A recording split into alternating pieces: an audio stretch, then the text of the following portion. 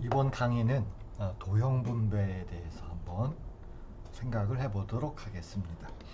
이게 이제 그 머신 러닝 입장에서 보면은 클래시피케이션에 해당되는 것이기 때문에 그런 입장에서 이야기를 진행해 보도록 하겠습니다. 그래서 오늘 주제는 이제 평면 도형 채우기를 과연 CT 교육 입장에서 이것을 어떻게 해야 되는가, 물론 이제 스팀 입장까지 포함을 해서요, 그 이야기를 진행하도록 하겠습니다. 물론 제가 모든 강의에서는 이 표를 사용하고 있지요. 그래서 우리가 하고자 하는 것은 인간지능의 문제입니다. 그러니까 인공지능이라고 하는 것은 거기서 내재되어 있는 하나의 정말 조그마한 문제일 뿐이고, 그것은 공과대학의 교육의 문제이지 초중고의 교육하고는 관계가 없는 거고, 굳이 있다고 한다면 그것은 인공지능 키트를 활용한 교육이라고 하는 것입니다. 그래서 어쨌든 인공지능 키트를 활용한 교육, 뭐 과거에는 ICT 활용 교육이라는 용어를 계속 쓰다가 이쪽으로 넘어왔잖아요. 결국은 문제 해결이겠죠. 그래서 핵심적인 CT 교육의 내용을 보자 그러면은 다시 한번 제가 읽어보겠습니다. 윈 교수의 주장이지요. CT 교육은 문제 해결이에요. 문제 해결, 시스템 설계 및 기본 컴퓨팅 개념을 기반으로 하는 인간 행동 이해에 대한 접근 방식입니다. 결국은 문제 해결인데, 결국은 문제 해결이죠. 그렇죠? 물론 여기서 이제 이와 같은 CT 교육도 이게 우리나라 입장에서는 좋아요. 그 인공지능 교육이라고 하더라도 우리나라에서는 이게 이제 문제가 되는 게 이제 평가입니다, 사실은. 근데 우리나라 교육의 특징 중에 하나는 항상 평가는 고정되어 있어요. 그리고 나서 그 이전에 교육에 대해서 뭔가 변화를 추구합니다. 그런데 평가는 똑같아요. 또 다른 교육을 또 추구해요. 그러나 또 평가는 똑같아요. 예를 들어서 평가에 대해서 그냥 쉽게 얘기한다면 수학 능력, 수능이라고 하죠. 수능이라고 생각을 해봐요. 수능은 고정되어 있습니다. 물론 과거에는 뭐 예비고사, 학력고사, 그 다음에 이름은 바뀌어왔지만 본질적인 건 똑같죠. 그렇죠? 그거는 고정되어 있고 항상 정말 이러면 안 된다 그러면서 새로운 교육을 도입을 해요. 지금도 마찬가지입니다. 최근을 얘기한다면 뭐 열린 교육을 도입을 해요. 근데 평가는 또 똑같아요. 또 지금은 인공지능 교육을 막 도입한다 그래요. 그러나 또 평가는 똑같아요. 자, 제가 쓰는 용어는 CT 교육이죠. CT 교육을 도입한다 그러지만 또 평가는 똑같아요. 이거에 대한 문제점을 제가 최근에 소수 거르기에서 리만이라고 하는 정말 위대한 학자에 대한 이야기를 한 적이 있습니다. 그럼 제가 이걸 가지고 한번 이야기를 한번 해보죠. 자, 리만이라고 하는 베른하르트 리만이 만약에 우리나라에 태어났다면 어떤 일이 벌어졌을까요? 찢어지게 가난합니다. 정말 가난해요. 그래서 학교를 갔겠지요. 정말 가난하지만은 아버지는 이제 목회자예요. 정말 산골짜기에 전기도 최근에 들어온 그런 산골짜기의 목회자예요. 자, 거기에 아들입니다. 가족들은 주로 너무 못 먹어서 영양실조에 걸려요. 리만 자신도 사실은 영양실조 때문에 나중에 폐병으로 죽습니다만, 여동생도 그렇고 남동생도 그렇고 이 영양실조를 원인으로 해서 죽어요. 그만큼 가난했어요. 그래서 공교육을 받을 수가 없었지만 짐나지움이 만들어지면서 드디어 14살 이후에나 이제 공교육에 흡수가 됩니다. 자, 그런데 리만을 가르쳤을 적에 문제가 발생을 합니다. 얘라고 할게요. 자, 리만이 우리나라에 태어났어요. 그래서 그의 이름은 이만입니다. 아버지가 이씨라고 합시다. 대한민국에 태어났어요. 학교를 갔습니다. 자, 고등학교 갔어요. 수행평가 하지요. 숙제를 월요일까지 내라 했어요. 자, 이만은 숙제를 안 냅니다. 숙제를 안 내요. 우리나라 같으면 어떡할 거예요? 수행평가 빵점.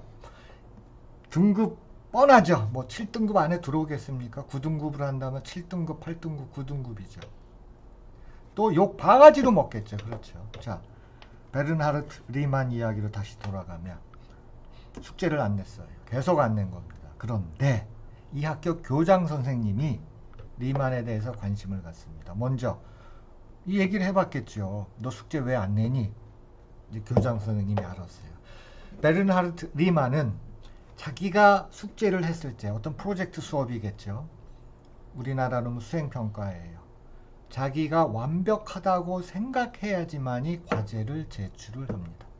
그러니까 과제를 제출하는 과정에서 좀 미진한 부분이 있다. 요거는 좀 더 해야겠다. 그럼 숙제를 내지를 않는 거예요. 자, 우리나라에서 그렇게 했다. 걔는 9등급이죠. 그렇죠. 그리고 말도 안 듣는 놈이고 게다가 부진아이고 그 다음에 반항만 하고 숙제도 안 하는 그렇고 집도 째지게 가난하고 빵점짜리죠. 우리나라에서는. 그러나 리만을 알아봤습니다. 그래서 교장 선생님이 그 학교의 선생님을 부탁을 합니다. 선생님한테 부탁을 해서 리만한테 좀 개인 교습을 하게끔 부탁을 해요. 그리고 교육을 받고 괴팅긴 대학에 진학을 하고 거기서 가우스라고 하는 당대 최고의 수학자 밑에서 공부를 하게 되는 것입니다. 자, 우리나라에 똑같은 사람이 태어났어요. 나는 조물주는 정말 평등합니다. 즉 유능한 인재를 골고루 확률적으로 전 세계에다가 뿌려요. 독일에도 태어났으면 대한민국에도 분명히 태어나게 했습니다. 그래서 이만이라는 학생이 태어났어요. 숙제 안 합니다. 완벽할 때까지 숙제를 안 냈어요. 우리나라에서는 얘를 어떻게 평가할까요? 얘는 숙제도 안 하는 아주 그냥 아주 안 좋은 학생이죠. 숙제를 왜 제때 안 내요? 왜 제때? 그 다음에 이만희 수학 능력 시험을 보러 갔습니다. 자, 우리나라의 수능 내가 얘기를 했는데 평가에서 굉장히 중요한 얘기죠. 수능의 특징이 뭡니까? 제한된 시간에나 풀어야 돼요. 두 번째는 뭡니까? 교과서 갖고 물어봅니까? 아니죠. 두 번, 세 번 꽈서 물어봐요. 자, 이만희 수학 능력 시험 보러 갔습니다. 근데 수리 가형 보다가 수리 B형이죠. 보다가 킬링 문제를 만나요. 그럼 이만은 돌아버립니다. 돌아버리죠. 돌아버려요. 그리고 수능 시험 보다가 뛰쳐나갑니다. 사회에 적응을 할 수가 없죠. 그게 우리나라의 평가예요. 그러면 수능이라고 하는 문제가 과연 수학만 따진다면 나는 다른 과목을 모르지만 수능은 특징이 있죠. 짧은 시간 내에 빨리 비꼰 문제를 풀어야 돼요. 그건 수학이라고 나는 생각하진 않아요. 나는 개인적으로 그거는 100m 달리기를 해서 뽑던 수능 시험을 봐서 뽑던 난 똑같다고 봐요. 별 차이 없다고 봐요. 그럼 우리나라에서 그럼 수능이란 뭐냐 이거예요. 공평하다고 생각할까요? 정말 이게 수능이 공평한 문제일까요? 수능은요, 아까 말씀드렸지만 그건 수학 문제가 아닙니다. 비비꼰 문제일 뿐이에요. 그리고 본질은 뭐예요? 그냥 의대 가는 학생들한테 뭔가 훈장을 달아주는 거예요. 그럼 나머지 학생들은 뭐죠? 아까 수능 시험 보러 갔다 그랬죠? 킬링 문제 만나고 돌아버리죠. 정신이 돌아버립니다. 그리고 뛰쳐나왔을 거예요. 걔한테 우리는 주원글씨를 남겨주죠. 그렇죠? 너는 시험보다 뛰쳐나온 놈. 평상시에는 숙제도 안 하는 놈으로 그렇게 각인을 시켜버리는 것이 대한민국의 평가라고 하는 것입니다. 사실 조금 더 이게 그럼 제가 이 표현이 좀 과격할까요? 나는 그렇게 생각하지는 않습니다. 그래서 제가 도입 부분에 아무리 좋은 교육제도가 있으면 뭐해요? 평가라고 하는 것이 항상 그렇게 딱 자리 잡고 앉아있고 괴물입니다. 괴물이에요. 두 번째는 또 하나는 뭐예요? 이런 제도들을 우리나라에서 도입할 적에 아전인수격으로 도입하는 겁니다. 이 CT를 뭐라고 도입을 했어요? 컴퓨팅 교육이라고 도입을 하죠. 그렇죠? 이제 그런 상황에 대해서 우리는 이제는 본질적으로 생각을 해봐야 된다는 것입니다. 특히 이제 인공지능 교육이 들어온 지가 공개적으로 1년이 됐고 1년 동안에 드디어 전국의 초등학교나 중고등학교에 1000명의 선생님들이 이제 1년 동안 교육을 받았어요. 이제는 나는 여러분들이 진실을 어느 정도 알 수 있다고 생각을 합니다. 과연 인공지능 교육이 누구를 위한 것인지 또는 어떤 학회를 위한 것인지 어떤 특정 대학을 위한 것인지 그거에 대해서는 이제는 생각해 볼 수 있는 그런 시점에 도달했다고 나는 생각을 합니다. 자, 오늘은 이제 그 평면 채우기죠. 두 번째 평면 채우기 2 이렇게 들어가 있는데 오늘 주제는 이거입니다. 자, CT 교육에 대한 정의가 있고 그거에 대한 핵심 개념이 있고 그거에 대한 내용 요소가 있어요. 그래서 오늘은 이제 이쪽 동네입니다. 이쪽 동네예요. 그리고 유럽적 시각에서 유럽 학자가 표현한 이 시각에서 제가 CT 교육을 표현한다면은 여러분 보통 generalization 일반화하고 evaluation하고 알고리즘적 사고하고 추상화. 근데 오늘은 이거입니다. decomposition 이야기예요. 즉 짧게 분해를 해가지고 필요한 거 빼버리고 그와 같이 breaking down이라고 그랬죠. 그렇게 최소로 생각해서 오늘은 모양이죠. 최소의 모양으로 돌아가서 전체를 우리가 이해하는 그런 과정입니다. 그래서 이제 이 용어는 이제 구체적인 것을 평가한다. 그러니까 니체의 표현을 빌리자면은 구체적인 것을 평가하는 능력이다 하는 것입니다. 그래서 이제 그렇게 해서 이야기를 전개를 하겠습니다. 물론 우리한테는 교육제도에 있어서 CT 교육 플러스 STEAM이라고 하는 입장에서는 질문이 정말 중요하죠. 그렇죠? 이제 앞으로 특히 IB 교육과정 같은 것이 도입이 되는 과정에서도 특히 이 교사의 핵심 질문은 굉장히 큰 역할을 할 것입니다. 그래서 이거에 대해서는 아마 많은 관심을 지금부터 가져주시길 바라요. 자, 오늘은 이제 지금까지 이제 제가 계속해서 강의를 올리고 있습니다. 그래서 그전에도 제가 평면 도형을 한 번 더 올렸었고요. 이제 평면 도형 2입니다. 평면 도형 2. 그래서 핵심 질문은 평면 도형을 어떻게 분류할 것인가. 그렇죠? 그 다음에 이제 저희가 이제 온라인 실험실을 운영하고 있잖아요. 이제 그거에 대해서 이제 제안을 하고 조만간에 그거를 이제 공급을 하려고 계획 중인데 테트리스 게임, 그렇죠? 파이썬으로 테트리스 게임을 만들어서 온라인으로 그러려면은 단순히 게임 이상이 나와야 돼요. 게임 이상이 나온다는 얘기는 이제 소위 말하는 평면 채우기 교육이라고 하는 것이 어떻게 이루어져야 하는가에 대한 이야기입니다. 그래서 우리는 분해의 이야기입니다. 주어진 직사각형을 어떻게 분해할 것인가. 역개념이에요. 이번에는 기본 도형을 설정을 해서 평면 도형을 채워보자는 것입니다. 이건 뭐예요? 예를 들어서 24라고 하는 숫자가 있으면 이거를 기본 도형으로 분해하여 보자. 이건 숫자로 말하면 뭐예요? 38이 24니까 2의 3승 곱하기 3이라고 하는 소인수 분해를 뜻하는 것입니다. 이게 이제 도형 얘기지만은 이번에는 이거 기본적인 게 뭐예요? 소수잖아요. 그렇죠. 기본적인 것으로부터 숫자를 만들자. 이건 뭐예요? 인수분해라고 하고 이건 뭐라 그러는 거예요? 곱셈이라고 하면 되겠죠. 똑같은 입장에서 어떠한 주어진 사각형이 있을 때 이것을 어떻게 분해할 것인가. 그럼 요번에는 뭐 기본 도형이 설정돼야 돼요. 소수처럼. 그럼 기본 도형이 설정되었을 때 이걸 가지고 평면 도형을 채워보자라고 하는 이거는 기하적인 측면에서의 이야기고 이거는 산술적인 측면에서의 이야기라고 하는 것입니다. 그래서 개념은 똑같아요. 개념은 같습니다.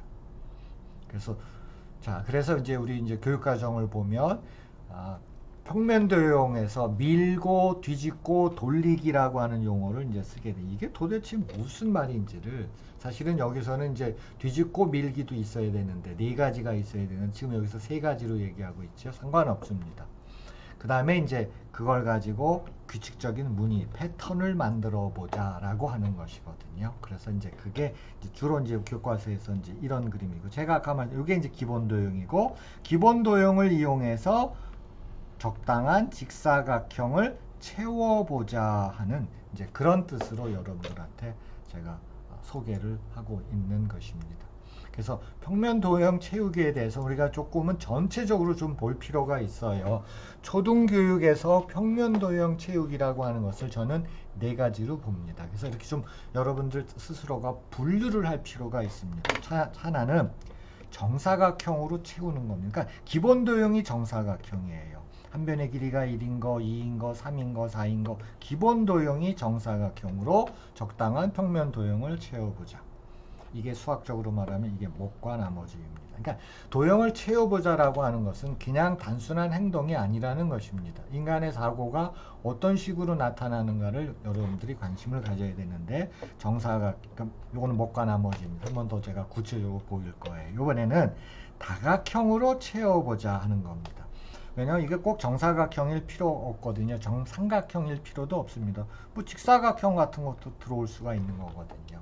이걸 우리는 타일이라고 부를 수도 있어요. 그래서 다각형으로 채워보는 것 중에서는 물론 여기에는 정다각형도 일부는 들어가요. 그러니까 일반적으로 제가 다각형이라고 한 겁니다. 테셀레이션 정사각형, 정삼각형, 정육각형으로 채워지죠. 이걸 레귤러 테셀레이션이라고 부르죠. 이게 두 가지 이상 세미 레귤러 테셀레이션, 그 다음에 중점을 잡아서 하는 듀얼 테셀레이션이 나오고요.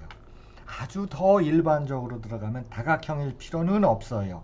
다각형일 필요는 없지만 어쨌든 17 월페이퍼 그룹이라고 하는 것까지도 이 카테고리에 넣을 수가 있는 것입니다. 상당히 다양하지요.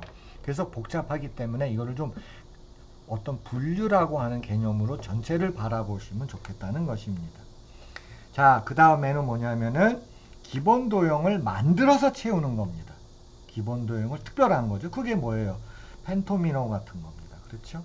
테트로노미노, 펜토미노 같은 거. 그거는 기본 도형을 만든 다음에 그걸 가지고 채우기를 하는 것입니다.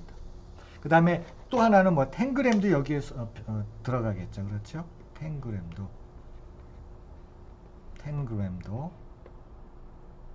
여기에 해당이 되는 것입니다.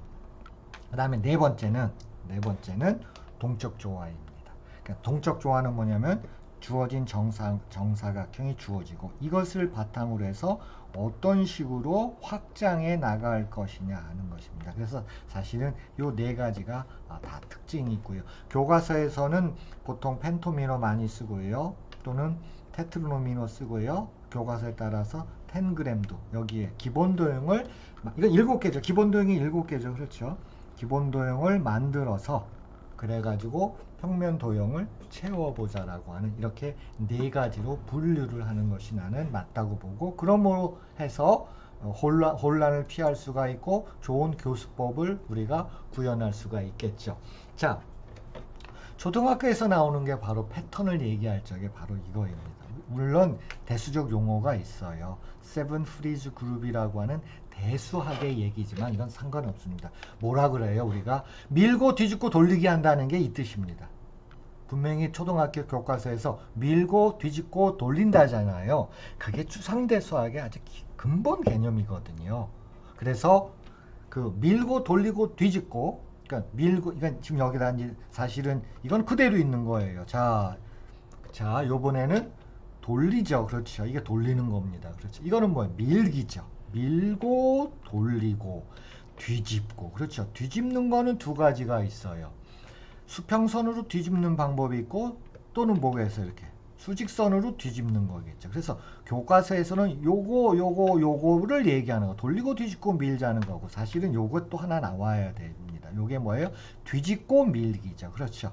요게 추가되는 것이 이제 학문 세계에서는 정확한 것입니다. 초등에서는 어떻게 하는 거예요? 요거만 따르죠. 그렇죠. 아무 상관없어요. 어쨌든 이와 같은 상황에서 하면은 7개의 군이 만들어집니다. 그룹이 만들어져요. 이거는 굉장히 어렵습니다. 그러니까는 추상대수학에서 다루는 거기 때문에 이거에 대해서는 신경 쓰지 마세요. 이것까지 들어가려면 정말 복잡해지고 그거는 여러분들이 나중에 박사과정 그러니까는 예를 들어서 여러분들이 지금 인공지능 파트에서 지금 AI의 뭐 교육대학원을 다닌다 그러면은 특정하게 이제 적당한 시기에 뭐 박사과정을 진학한다든지 그런 측면에서 이게 이루어지면 나는 좋다고 봅니다. 자, 그래서 그렇게 되면은 몇 개의 군이 만들어져요? 7개의 군이 만들어져요. 그래서 이 7개들을 뭐 한 거예요? 분류하는 거죠. 그렇죠. 그러니까 패턴을 우리 눈앞에 벌어져 있는 패턴을 분류하여 보자 하는 것입니다. 거꾸로 가면 어떻게 돼요? 이와 같은 대수적 개념을 가지고 뭔가 무늬를 만들어 보자 라고 하는 것으로 우리가 이야기가 항상 전개가 되는 거예요. 나는 학생들을 가르칠 적에 이거를 주제로 해서 여러 번 많이 이제 썼는데 그 중에서 제일 마음에 드는 게 저는 이 두 번째입니다. 근데 두 번째는 어떻게 설명이 돼야 되는 거냐? 이게 바로 밀기가 있고요. 밀기가 있고요. 하나는 뭐예요? 뒤집어서 미는 게 있는 형식입니다. 이게 어떻게 보면 인간한테 상당히 자연스러운 것 중에 하나이고 나는 이게 초등학교에서 또는 중학교에서 상당히 좋은 교수법으로 활용될 수 있다. 그래서 이거에 대해서는 한 번 더 제가 이제 언급을 합니다. 이게 7가지 분류를 하는 알고리즘입니다. 클래시피케이션은 예를 들어서 여러분들이 이미 아시는 분은 있겠죠. 기계학습에서 클래시피케이션은 굉장히 중요한 겁니다. 그렇죠? 그래서 보통 기계학습에서는 뭐예요? 뭐 가위바위보 같은 거를 어떻게 분류하는가? 컴퓨터가 인식을 하는가? 또는 아라비아 숫자를 어떻게 인식하는가? 이것도 7로 인식하고 이것도 7로 인식하고 뭐 그런 거잖아요. 나는 개인적으로 이건 대학에서 얘기고요. 그것도 박사과정이나 대학원 석박사 과정에서의 공대에서의 이야기고 나는 초중고에서 말하는 클래시피케이션의 가장 대표적인 예로서 가장 가치 있는 예가 바로 이 알고리즘입니다. 우리 이거 하잖아요. 분명히 초등에서 밀고 돌리고 뒤집기 하거든요. 그걸 가지고 어떤 패턴을 만들어 보자. 무늬를 만들자. 그런 용어를 쓰잖아요. 그 말은 뭐예요? 돌리고 뒤집고 밀기 가지고 패턴을 만들어 보자는 거거든요. 그러면 그렇게 해서 만들어지는 패턴이 몇 가지가 있을까? 거기까지는 수업이 진행되지는 않아요. 물론 어려운 얘기겠지만 그러면 소위 말하는 인공지능 하에서 초등학교에서 만약에 뭐 정보교과에서 수업을 한다 그러면은 가장 좋은 기계학습에서의 클래시피케이션이 뭐가 되는 거예요? 바로 돌리고 뒤집고 밀기를 기반으로 한 알고리즘 지도라는 것입니다. 물론 다른 7개 다 할 필요 없다는 것이 제 주장이죠. 그렇죠? 그 중에서 한두 개 정도. 그러니까 기존의 것은 뭐냐면 얘들아 패턴이라는 것이 있단다. 기본 패턴이라는 표현을 쓸게요. 그걸 가지고 한번 여러 가지 무늬를 만들어 보자 하는 것입니다. 이게 역은 뭐예요? 역교수법은 뭐죠? 야, 이런 패턴이 있구나.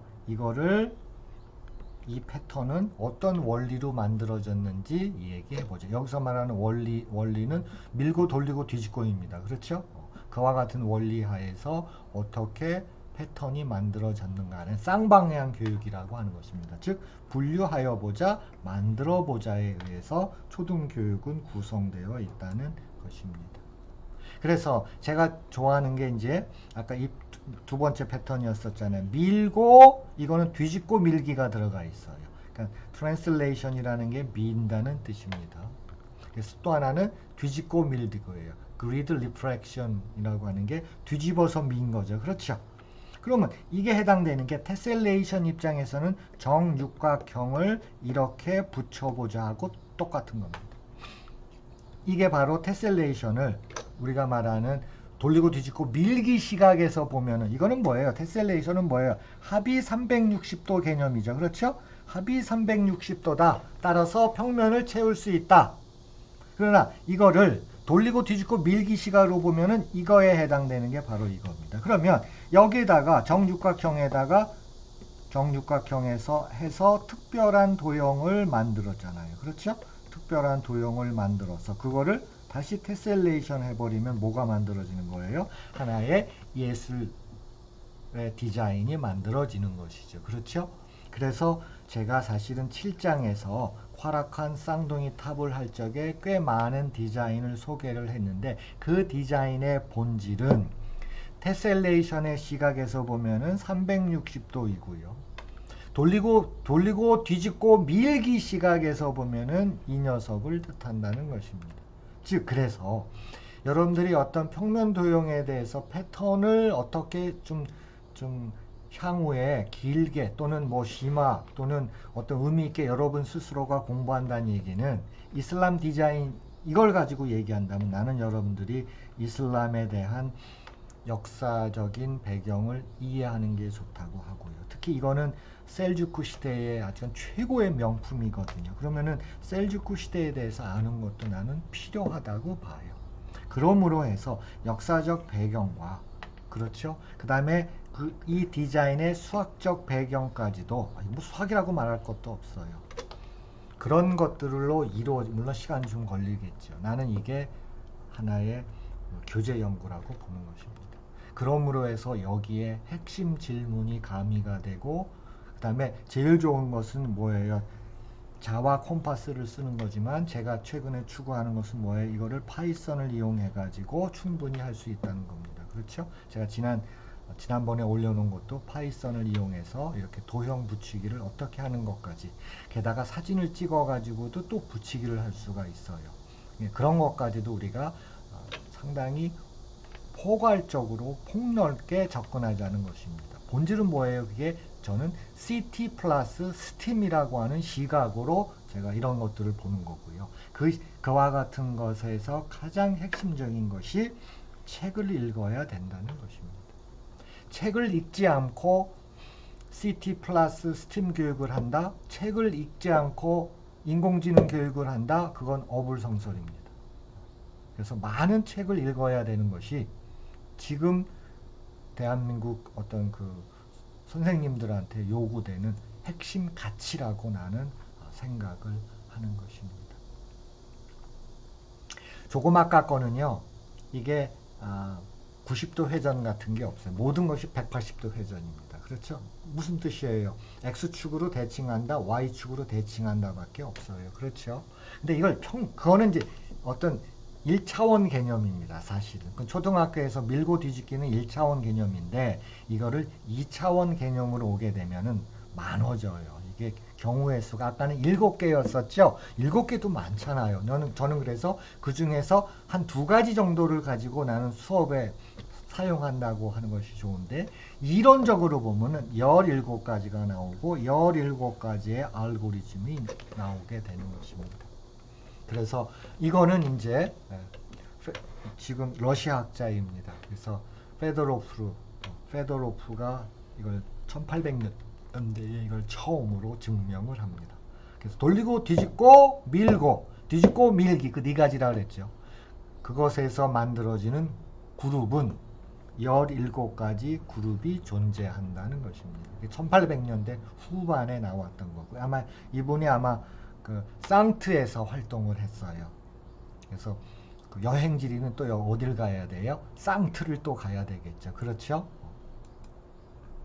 그래서 그 17가지로 분류한다는 게 이런 것도 마찬가지죠. 우리가 이슬람 아트 디자인을 분류할 적에 이것을 이제 이름이 있습니다. 분류하는 번호가 있잖아요. 그렇죠. 근데 이 17가지를 가지고 하는 아까 그 알고리즘, 물론 분류 알고리즘 입장에서 는 굉장히 소중한 거지만은 초등이나 중등에서 그렇게 하기는 어렵거든요. 그래서 로테이션이 없고 리프렉션 없고 그 다음에 그리드 리프렉션이 없다. 이거 뒤집고 밀기요. 뭐 그렇게 해가지고 이제 하나의 디자인을 분석을 하는 것입니다. 이거는 주어진 돌리고 뒤집고 밀기를 가지고 기존에 있는 디자인을 분석하는 거죠. 이것도 마찬가지예요. 로테이션이 있고 리프렉션이 있을 적에의 디자인을 분석하는 것입니다. 그러니까 이렇게까지 뭐 깊이 들어갈 필요는 나는 없다고 봐요. 그래서 아까 했던 7가지 중에서 한 2가지 정도를 수업에 활용하는 것이 좋지 않을까. 단 이거를 수업하시는 분들은 이게 17개짜리도 있고 7개짜리도 있고 어떤 그런 수학적 백그라운드에 대해서는 전반적으로 알고 있으면 좋겠죠. 그래서 제일 큰 것이라고 말할 수 있는 게 17 월페이퍼 그룹입니다. 그 다음에 우리가 이제 오늘 테셀레이션 같은 개념들이 있고 아까 7가지가 있었죠. 그렇죠? 그 다음에 우리가 오늘 하고자 하는 이제 펜토미노 같은 거로 채우게 하는 거, 정사각형으로 분할하는 거, 그 다음에 말씀드린 동적 조화, 이런 식으로 카테고리화 할 수 있다는 것입니다. 그래서 그렇게 되면은 여러분들이 교수학습을 개발하는데 좀 더 편리하고 혼란이 없다고 보는 거예요. 그래서 제가 동적 조화에 대해서 다시 한번 얘기하면 동적 조화도 하나의 평면 채우기 입장으로 보는 거지만 이거는 어떻게 되는 거예요? 정사각형에서 시작을 하는 거죠. 기본적으로 정사각형을 가지고 어떻게 확장할 수 있는가, 기본적으로 정사각형을 가지고 어떻게 좀 확장할 수 있는가. 물론 이렇게 확장하는 거에다가 확장하고 나서 뭐예요? 또 붙이기 같은 것도 들어가죠. 그렇죠? 그래서 이와 같이 디자인 구성 원리를 말하는 것을 우리는 동적 조화라 하고, 그래서 이건 여러분들이 꼭 갖고 있었으면 좋겠어요. 저는 1926년 판을 갖고 있는데 이건 도버에서 이제 그 카피로에서 나온 것도 있거든요. 그래서 1920년부터 시작했던 동적 조화라고 하는 것도 사실은 초등학교에서 평면 도형 채우기에 관련된 것입니다. 그런데 이 평면 도형 채우기는 패턴의 문제가 아니라는 거죠. 그렇죠? 패턴의 문제가 아니고 이것이 산업공학에서 지금 이 자동차에 대한 디자인을 이걸 가지고 한 것입니다. 폭스바겐 비틀이죠. 그렇죠? 자동차 디자인을 이렇게 한 것입니다. 그러니까 이거는 스팀 교육에서 상당히 소중한 그런 소재가 되는 거겠죠. 그렇죠? 그래서 평면 도형 채우기라고 하는 것은 당연히 스팀으로 연결이 돼야 되는 것입니다. 오늘 이제 테트리노미서부터 하죠. 우리 교과서에서 그렇죠?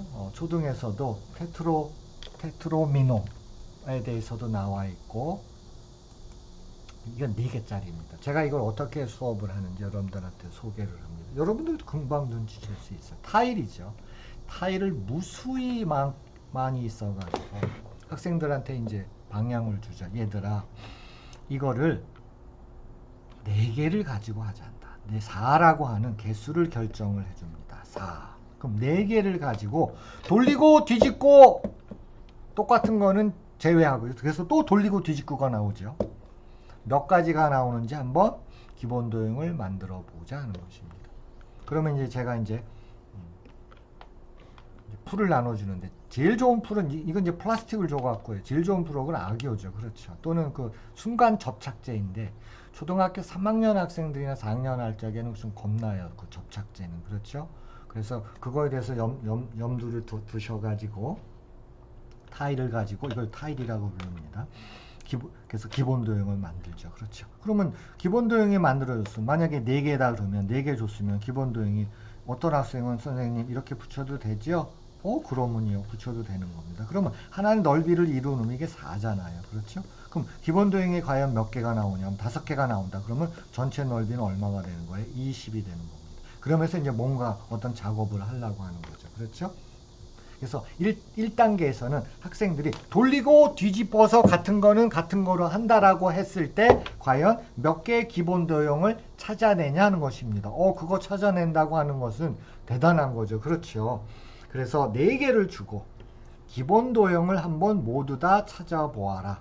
그래서 찾은 다음에 거기다가 넓이 개념을 주는 거죠. 그렇죠? 그런 다음에 이거를 한번 메꾸어 보아라. 물론 메꾸는 방법은 무수히 많습니다.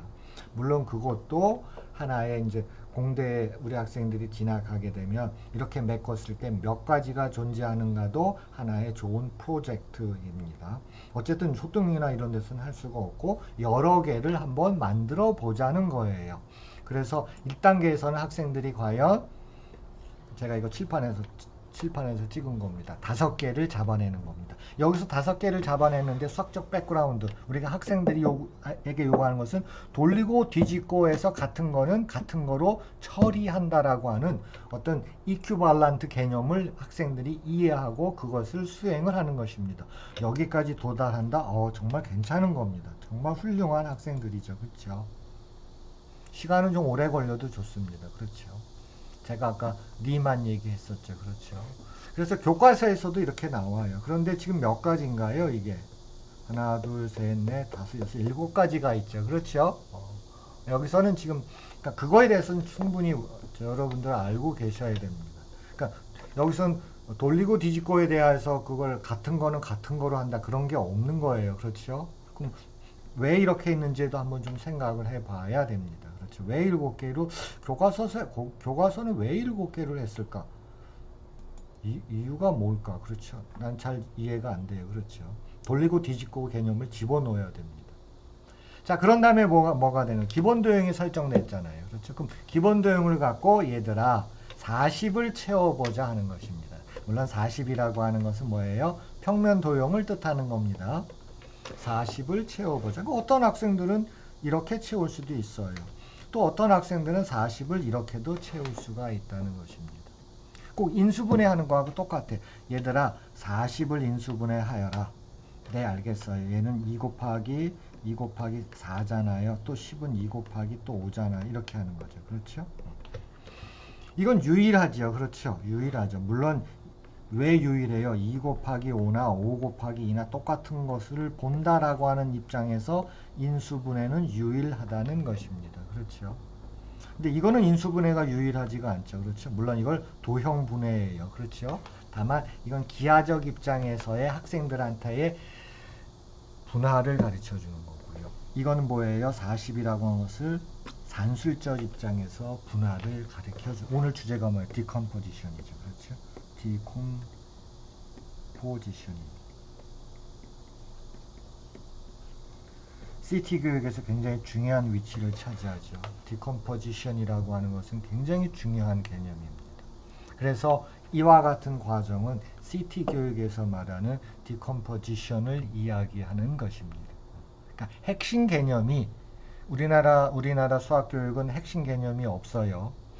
말은 있다고 하지만은 없는 거나 똑같습니다. 진짜 없어요. 이제 2022에서는 이제 일부 들어올 겁니다. IB 교육과정을 카피해가지고 거기서 좀 자극을 받아갖고 이제 최초로 핵심 개념이 들어올 거예요. 그럼 그 핵심 개념이 중에 하나가 뭐예요? 디컴포지션입니다. 분해예요. 분해. 도형을 분해하는 것입니다. 숫자를 분해하는 거예요. 왜? 분해를 통해서 뭘 하겠다는 거예요? 구체적인 것을 평가하겠다는 것입니다. 여기에서 이제 많은 수학들이 나올 거예요. 이렇게 했을 때 이게 몇 가지가 이건 한 가지일 뿐이에요. 그럼 이게 몇 가지가 나올까? 총 몇 가지 구하는 것은 안 됩니다. 안 된다는 뜻은 건 대학에 가서 해야 돼요.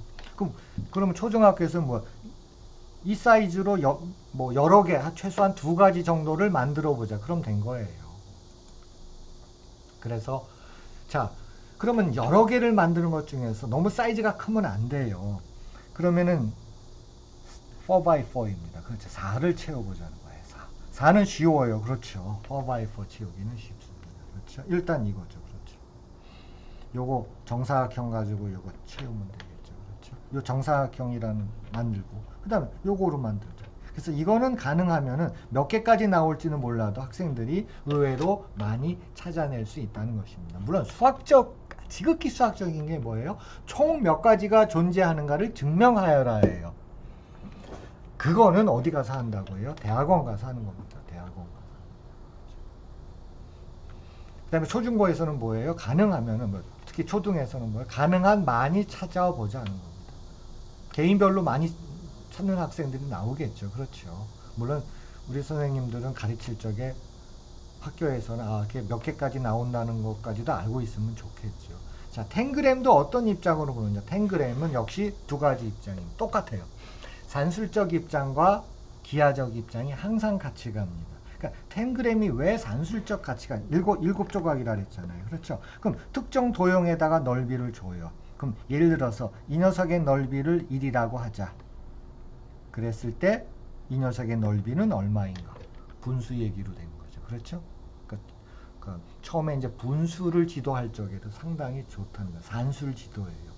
게다가 이건 정사각형에 이건 대각선 개념으로 들어가니까 루트 2라고 하는 개념이 들어가 있는 것입니다. 그래서 그런 측면에서도 10g은 산술적 가치가 상당히 높아요.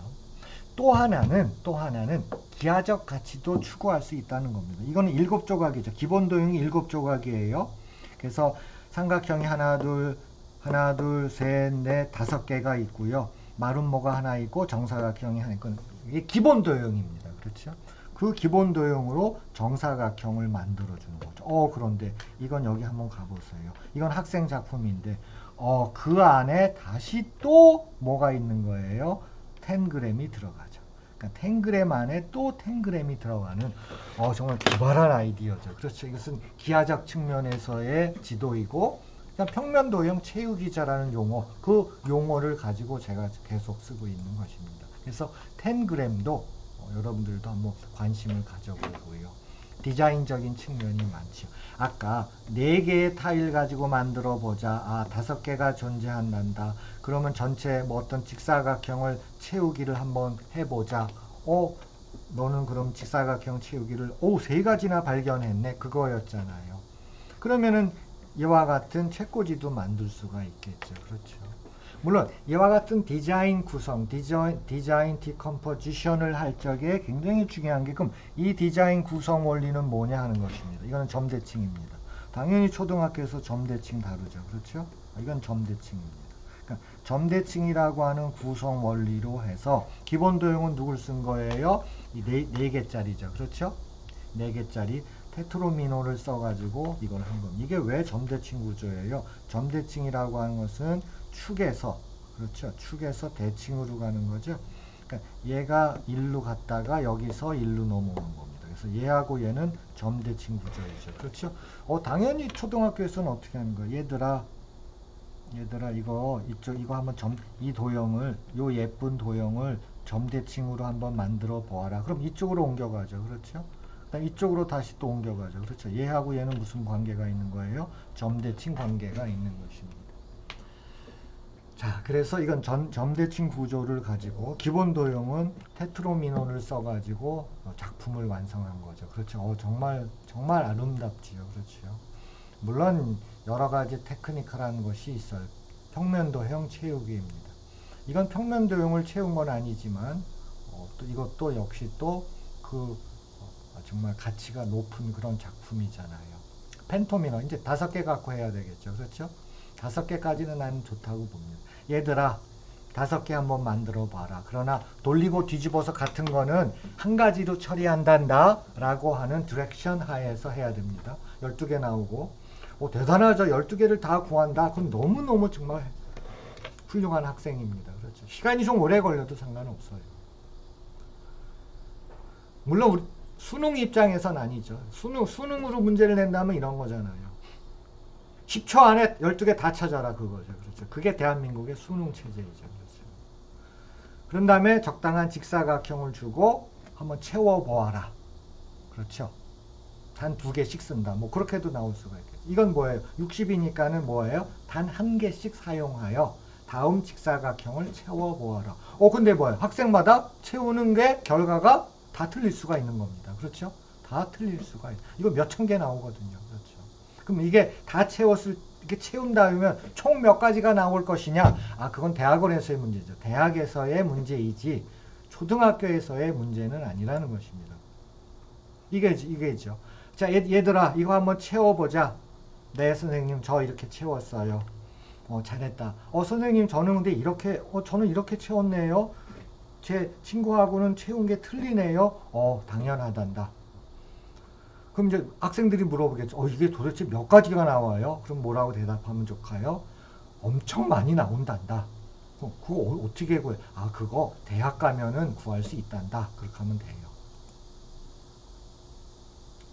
자, 그래서 디자인 구성 같은 거를 한다든지 우리가 이제 여러 가지를 하는데, 자, 이제 평면도형에 대한 시각을 약간 종합적으로 해보겠습니다. 제가 이제 그 10g까지 동원했고 동적 도화까지 했잖아요. 자, 여기 직사각형이 있어요. 한 변의 길이가 여기 써 있는 대로 5와 8이라고 하는 직사각형이 있습니다. 이제 거꾸로 가겠습니다. 분해를 한다고 하는 것은 이거를 어떻게 분해한 거예요? 지금 4개의 기본 도형, 그렇죠? 5개 나오는 거. 그 기본 도형으로 분해를 한 것입니다. 그렇죠? 테트로미노 입장에서 분해를 한 것이에요. 그러니까 어떠한 입장에서 분해를 했다 그런 것입니다. 분명히 입장이 있어요. 어떠한 입장에서 내가 이 직사각형을 분해했다는 것입니다. 두 번째 예를 들겠습니다. 이건 목과 나머지 입장입니다. 즉 목과 나머지라고 하는 게 뭐예요? 이게 8하고 5가 있다는 얘기는 사실은 5분의 8이 있다는 얘기입니다. 그럼 5분의 8을 목과 나머지를 쌍하면 5는이죠. 여기 목이 오겠죠. 그렇죠? 목이 오고 나머지가 올 것입니다. 그러면 요거 몫이 1이고 나머지가 3이잖아요. 그래서 목과 나머지를 계속해서 시행을 해야 되겠죠. 그렇죠? 그럼 한 번에 목과 나머지를 시행했다는 얘기에 우리에게 본질이 뭐가 되는 거예요? 5분의 8이라고 하는 것을 초등에서는 가분수를 대분수로 고쳐보자 하는 거죠. 양쪽을 5로 나누면 이건 1과 5분의 3이잖아요. 그렇죠? 그럼 5하고 3에다가 또 목과 나머지를 해요. 그럼 5라고 하는 것은 몫이 얼마예요? 1이고 곱이 있고 나머지가 2가 되잖아요. 그럼 이 또 5분의 3에다가 목과 나머지를 계속해서 쓰는 것을 우리는 유클리디안 알고리즘이라고 하고 결과가 이게 나오는 거죠. 그렇죠. 그럼 여기에는 그리디 알고리즘이 들어간, 최적화 알고리즘이 들어간 이유는 뭐예요? 주어진 직사각형을 정사각형으로 분해할 때 개수를 가장 작게 하자는 거예요. 몇 개 나와요? 하나, 둘, 셋, 넷, 5개 나옵니다. 그래서 5개가 가장 작은 정사각형으로 분해한 것입니다. 제일 많은 건 뭐예요? 한 변의 길이가, 그러니까 자연수만 하죠. 제일 많은 정사각형의 수는 5, 8, 40개입니다. 40개부터 출발해서 제일 작은 정사각형의 개수는 몇 개까지 오는 거예요? 5까지 오는 것입니다. 이거를 결정하는 것이 우리는 유클리디안 알고리즘이라고 하고, 직사각형을 어떠한 입장에서 분해하여 보자 라고 하는 또 다른 입장이 나오게 되는 것입니다. 그러니까 최적화 입장에서 직사각형을 분해하여 보자 하는 거고, 이 용어는 초등학교에서는 이거를 대분수란 말로 시작이 되지만 더 일반적으로는 연분수라는 용어를 쓰면 됩니다. 물론 초등에서 이런 연분수는 다루지 않고 여기서 끝나죠. 그렇죠? 그러면 이 알고리즘을 계속 쓴다고 하는 게 뭐예요? 유클리디안 알고리즘이고, 그 결과는 뭐가 되는 거예요? 이게 되는 거죠. 그럼 여기서 한 번에 더 본질이 나와요. 가장 작은 녀석의 사이즈가 1로 끝나잖아요. 그거는 5와 8의 최대 공약수, GCD. 최대 공약수가 뭐라는 거예요? 1이라는 뜻입니다. 그런 백그라운드를 갖고 있어요. 자, 요번에는 뭐겠어요? 17 월페이퍼 그룹이라는 용어를 썼었죠. 그렇죠? 그러니까 그런 용어 대신에 초등에서는 주어진 직사각형에다가 패턴이라는 말을 쓰면 되겠죠. 그렇죠? 적당한 규칙을 이용해서 채워보자 하는 것입니다. 그래서 이거는 결과가 뭐예요? 17가지 중에 한 가지라는 것입니다. 그거를 학생들이 인식할 필요는 전혀 없어요. 그렇죠? 그 원리는 뭐예요? 돌리고 뒤집고 밀기입니다. 그렇죠? 그러므로 해서 기본 도형이 만들어졌잖아요. 몇 가지가 만들었어요? 5가지가 만들어졌다라고 하는 것에 의해서 수학적 원리가 있는 거고요. 두 번째, 이 녀석은 뭐예요? 최적화입니다. 최적화예요. 그리디 알고리즘입니다. 그 다음에 얘는 뭐예요?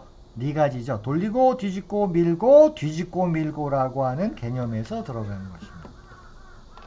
그래서 이거는 이제 학생들한테 적당한 부분만 지도를 하고 이해를 하면 되겠죠. 그러나 전체적인 것은 우리가 알 필요가 있다는 것입니다. 전체적인 것은 알 필요가 있어요. 자, 오늘 평면도형에 대한 이야기 했는데요. 사실 넓이가 굉장히 중요하지요. 그렇죠. 평면도형의 넓이는 중요합니다. 그럼 가로 곱하기 세로 하면 되지 않습니까? 또는 삼각형의 넓이, 평면도형이라고 하면 평행사변형의 넓이. 근데 사실은 이것도 굉장히 중요하죠. 자, 익룡의 발자국이 있어요. 그 넓이가 어떻게 돼야 하는 거예요? 그 넓이로 구해갖고 해야 되지. 보고서 쓸 적에 또는 논문 쓸 적에 익룡을 발견했는데 발바닥이 엄청 넓었다. 이거는 아니죠. 그렇죠. 이건 과학적 문장이 아니죠. 그렇죠. 넓이가 얼마다라고 딱 내놔야죠. 무슨 방법 쓰겠어요? 가로 곱하기 세로 아니죠. 그렇죠. 이게 피계 정리죠. 그렇죠. 이게 피계 정리입니다. 교과서에선 다루지를 않아요. 그러나 다뤄야 됩니다. 적당한 수업을 통해서. 좋아요. 정보교과 시간에 다뤄요. 자, 이거는 어떤 얘기냐면은 과연 이건 일반화에 해당됩니다. 어떻게 일반화할 것이냐는 거예요. 저런 모양, 저렇게 막무가내로 생긴 녀석에 대해서 넓이를 어떻게 일반화해야 되느냐는 굉장히 중요한 개념입니다. 제너럴라이제이션에 해당이 되는 무지무지 중요한 거고요. 이건 데이터 사고죠. 어떤 주어진 여기서 데이터라고 하는 것은 점의 개수를 구하는 겁니다. 그럼 점의 개수를 구한 거 가지고 어떤 결론을 도출하나. 여기서 결론은 넓이죠. 그렇죠? 물론 근사값 개념입니다. 그래서 개수와 이거하고 제가 가르칠 땐 그렇게 이거하고 이거에 한 2번 정도, 3번 정도 하면은 관계를 잡아내는 것 쪽으로 유도를 하는 것입니다. 이게 정보교과에 있어서 해야 될 것입니다. 정보교과에 있었고. 그렇죠. 오늘 여행해야 되겠죠. 그렇죠? 여행지리. 아까 상트에서의 그거 러시아 학자 이야기 있었죠. 그렇죠? 테트로미노 뭐 그런 거. 상트도 가야 되고. 당연히 뭐예요? 세븐틴 월페이퍼 그룹 입장을 아니라 할지라도 평면 도형 채우기라고 하는 것은 디자인에 대한 이해입니다. 그러려면 지난번에도 뭐 했어요? 제가 여러분들한테 상당히 여러 번에 걸쳐서 디자인을 얘기를 했는데 여기서 나와 있는 것 잠깐만요. 논의사항으로 금방 넘어가 버렸는데 지금 그렇게 넘어가면 안 되죠. 자, 당연히 이거는 뭐예요? 셀주쿠 시대의 걸작입니다. 이거를 교재 연구하는 것은 뭐예요? 이슬람에 대한 역사도 이해를 해야 되고 왜 당시에 1000년 동안에 걸쳐서 이슬람 예술가들은 이와 같은 디자인에 올인을 했는가? 그건 역사적 배경을 알아야 되고요. 그렇죠? 그 다음에 셀주쿠 시대도 알아야 되죠. 그렇죠? 흉노서부터 시작되는 그런 것들입니다. 돌궐 뭐 이런 얘기죠. 그렇죠? 우리하고도 관계가 있어요. 신라 김씨, 그렇죠? 투르크인들 이야기거든요. 지금도 문제가 되잖아요. 지금도 우리가 그 터키를 여행할 적에 터키의 동쪽은 굉장히 위험하다고 얘기하는 게 바로 그거거든요. 그거는 이제 세계 대전을 통해 가지고 좀 우리가 역사적으로 좀 인식할 필요가 있습니다. 단순히 그 사람들을 튀르크족들을 그냥 야만인으로 표현하고 뭐 그거는 곤란하죠. 그렇죠. 어쨌든 그런 역사적 배경 하면서 수학적 배경까지 그 다음에 디자인 지도를 어떻게 할 것이냐. 이건 스팀입니다. 이건 스팀이에요. 이건 수학의 얘기가 아니라는 거죠. 그렇죠. 온라인 실험실 당연히 써야 되겠죠. 이번에는 여러분들이 파이썬을 기반으로 해서 이 게임 개발해야죠. 그렇죠. 게임 해야죠. 그렇죠. 이거 만들어야 되겠죠. 그렇죠. 그래서 여기서 이제 뒤집는 것까지 할 것이냐 말 것이냐. 그렇죠. 그런 것도 뒤집는 거 안 하려고 그러면 도형에다가 뭐까지 줘야 돼요. 그러면은 이 도형도 줘야 되겠죠. 그렇죠. 뒤집기 안 하려고 그러면 이것도 줘야 되겠죠. 그렇죠. 그러면 이제 프로그래밍은 좀 간단해지겠지만 그렇죠. 해가지고 학생들하고 특히 스마트폰으로 애들 할 수가 있으니까요.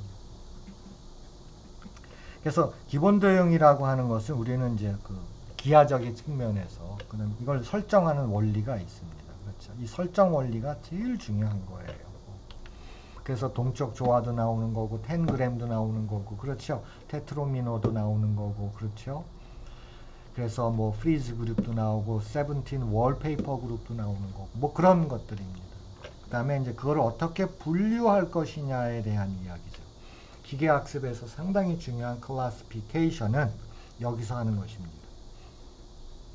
그거 뭐 가위바위보 정말 그거하고 비교하면은 정말 수준 차가 너무 많이 나요. 정말 훌륭한 것이 바로 여러분들이 초등학교 교과서에 돌리고 뒤집고 밀기에 있다는 것입니다. 그러면서 왜 쓸데없이 머신러닝에서 클래시피케이션을 자꾸 이렇게 좀 관심을 가져요. 그러지 마세요. 자, 아까 제가 리만 얘기를 했잖아요. 그래서 이거는 우리가 저는 이거 평가 얘기잖아요. 그렇죠. 평가는 딱 그렇죠. 수능이라고 하는 평가는 딱 고정되어 있고 교육과정 암만 뭐 제도 개선해봐야 뭐해요. 얘는 딱 버티고 있는데 어떻게 할 거예요. 그렇죠. 어떻게 할 거예요. 그래서 얘가 바뀌지 않으면 안 됩니다. 지금의 수능은 제가 아까 말씀드렸지만 그냥 의대 가는 학생들을 위해서 존재하는 거예요. 그리고 그건 수학도 아닙니다. 수리 가형이라든지 B형이라든지 이런 건 수학이 아니에요. 그거는 그냥 100m 달리기에서 뽑는 거나 아무 상관없이 그냥 의대생을 위해서 존재하는 것입니다. 그런데 이거에 의해서 우리가 많은 노력을 하고 있는 교육과정에 대해서 뭔가 교육제도를 바꾸려고 했을 적에 전부 다 이것 때문에 전부 다 흐지부지 될 수밖에 없다는 겁니다. 또 하나는 너무나 아전인수들을 한다는 거죠. 그렇죠. 교육학 하시는 분이라든지 이런 교과 교육하는 사람들이 너무 아전인수로 교육제도를 도입하는 거죠. 그렇죠. 그래서 사실은 과연 인공지능 키트라고 하는 용어가 나오는데 나는 그렇게 판단을 해. 지금 인공지능이라는 교육이 결국은 K-에듀라는 용어까지가 막 나와요. 그렇죠. 좋아요. 그건 그런 말 쓰든 말든 내가 그렇죠. K-에듀 좋아요. 그럼 인공지능 키트가 사실은 최종착적입니다. 그러니까 인공지능을 위해서 지금 이 난리를 피는 것이 아니라 인공지능 키트에 있고 더 한 발 더 나가면 인공지능 키트를 수입해서 초중고에다가 팔자는 거예요. 어마어마한 돈이 걸려있는 문제라는 것입니다. 그게 핵심이에요. 그게 핵심입니다. 그 과정에서 일부 대학들은 많은 연구비를 수여하는 거고 일부 교수들은 많은 연구비를 또 가져가는 거고 일부 학회는 또 물 들어왔을 때 노젓는 그런 일이 벌어진다는 것입니다. 이거 이제 벌써 1년 됐잖아요. 이거 이제 한 1, 2년 지나면 이제 흐지부지 됩니다. 어떤 일이 벌어지는 거예요? 옛날도 열린 교육이 있었어요. 어떤 새로운 교육제도가 들어옵니다. 그러면 학회가 구성되고 연구비가 막 퍼져나가고 주도하는 교수들이 나와서 돈이 넘쳐나요. 그러다가 없어집니다. 인공지능도 마찬가지예요. 자, 인공지능 들으면서 어떤 변화가 일어납니까? 첫 번째, 자, 무슨 데스크탑이냐? 전부 다 노트북이다. 인공지능 시대는 노트북이에요. 자, 그 다음에 전산실이 있었잖아요. 그게 옛날에 그 전산실 같은 것도 뭐예요? 교과서, 교실 뭐 선진화 사업하면서 그 전산실 만들었잖아요. 이것도 갈아쳐야 되잖아요. 갈아치는 방법이 뭐겠어요? 당연하지요. 봐라. 의자, 좌석 배치를 봐라. 너무나 일방적으로 되어 있지 않느냐. 이거는 인공지능 시대에는 안 맞는다. 다시 좌석 배치하고 거기다가 노트북 설치해야 된다. 막 전국적으로 이제 돈이 도는 거예요. 이거예요. 이거입니다. 그러다가 이것도 뻔합니다. 2년 지나면 이것도 이제 없어져요. 자, 그러면 어떤 일이 벌어지겠어요? 이제는 제3의 지능 얘기가 나올 것입니다. 제3지능 얘기가 나올 거예요. 제3의 인공지능이 나옵니다. 제3 인공지능 얘기가 나와요. 그러면 또 주도하는 교수들이 몇 명 나오고 주도하는 대학들이 나오고 주도하는 학회가 또 나올 수밖에 없어요. 주도하는 학회가 또 나와서 돈이 또 왕창 돕니다. 그러다가 또 없어져요. 또 없어집니다. 물론 이때 가서는 뭐 5차 산업혁명이 대두됐다. 따라서 우리가 제3의 인공지능을 해야 된다. 봐라, 미국도 제3의 인공지능하고 중국도 제3의 인공지능하고 막 한단다라고 또 거짓말을 하는 거죠. 자, 그래서 사실은 인공지능 키트라고 하는 것은 지금 인공지능 교육의 핵심이 여기에 있어요. 그리고 이것도 뭐예요? 수익 창출입니다. 수입해서 초중고에다가 넘겨야 되잖아요. 그렇죠. 그러려면 인공지능 교육이 막 난리가 나야 되는, 그래야 초등학교에다가 그게 들어가잖아요. 그렇지 않고 그걸 어떻게 팔아먹습니까? 안 되잖아요. 자, 그럼 우리가 한번 좀 생각해봐요. 제가 벌써 11번째 강의를 올렸는데 인류가 만든 인공지능 키트가 뭐가 있을까요? 칠판입니다. 검은색 칠판이에요. 검은색 칠판입니다. 칠판만큼 위대한 인공지능 키트는 없습니다. 그 다음이 자입니다. 그 다음이 뭐예요? 콤파스예요. 그 다음이 콤파스입니다. 이거 세 가지 말고 더 위대한 인공지능 키트는 없습니다. 이건 청동기 시대 때부터 사용됐던 거예요. 바빌로니아에서는 당연히 칠판 씁니다. 자, 콤파스 써요. 그 다음에 인류의 어떤 그 과학적 측면에서 인류의 과학적 측면, 수학이라고는 더 정확하겠지만 측면에서 추진을 한 것은 뭐냐면 3대 작도 불가능 문제입니다. 청동기 때 가장 어렵고 핵심적인 문제가 뭐냐면 주어진 원을 넓이가 같은 정사각형으로 작도하여 보자예요. 이거 못하죠. 못한다고 한다는 것을 언제 알았냐면 1844년이 되면은 못한다라고 하는 결론을 냅니다. 이게 초월수하고 관계가 돼요. 두 번째 문제가 뭐겠어요? 주어진 임의의 각이 있다. 임의의 각입니다. 이 임의의 각을 3등분하여 보자. 물론 콤파스와 눈금 없는 자를 이용해서 하자는 겁니다. 당연히 못하죠. 이게 고대 그리스 고전기 때 문제입니다. 못합니다. 그러다가 역시 1800년대가 와야 돼요. 그 2202년 동안 또는 그 이전부터 따진다면 이 문제는요. 훨씬 더 3000년서부터 그렇죠. 더 오래되죠. 5000년 정도. 2200년. 그 다음에 또 마지막 문제가 뭐예요? 정육면체의 부픽을 2배로 되는 것으로 작도하여 보자. 자와 콤파스를 이용해서 눈금 없는 자인 못하죠. 이것도 1800년대가 돼야지만이 못한다는 것이 증명이 되고 그리스 고전기 때부터 돼왔던 거. 좋아요. 그리스 고전기 때부터 인간한테 주어진 문제가 이렇게 삼도 작도 문제였습니다. 그거를 어마어마하게 계속해서 도전을 해서 1800년대에 와서는 못한다는 게 증명이 되잖아요. 우리 인류 전체의 역사를 본다 그러면 칠판, 벽칠판, 자, 콤파스보다도 더 좋은 AI 키트는 없습니다. 그런데 열린 교육이 도입되면서 뭔가 부셔버려야 되거든. 그 타겟이 된 게 칠판이었어요. 어떻게 일제식 칠판으로 칠판 설치해놓고 거기다가 그 꽂은 분필로 애들한테 암기식 교육이나 하고 있느냐. 당장 이거부터 없애버려야 된다. 그래서 뭐 교실 선진화 사업이 되고 화이트보드가 들어오고 지금 글라스보드가 들어오고 별 난리가 치는 거예요. 칠판보다 더 좋은 건 없습니다. 우리는 칠판을 잘 사용하지 못했기 때문에 문제가 생긴 거지 칠판 자체에 문제가 있다는 것은 아니에요. 그래서 이제 칠판으로 돌아가야 됩니다. 정말 칠판으로 돌아가야 돼요. 칠판만큼 더 위대한 AI 키트는 없습니다. 정말로 돌아가야 됩니다. 한번 좀 우리가 깊이 있게 생각해 볼 필요가 있는 정말 문제라고 봅니다. 그래서 오늘 11강 도형 분해는 여기서 강의를 마치도록 하겠습니다.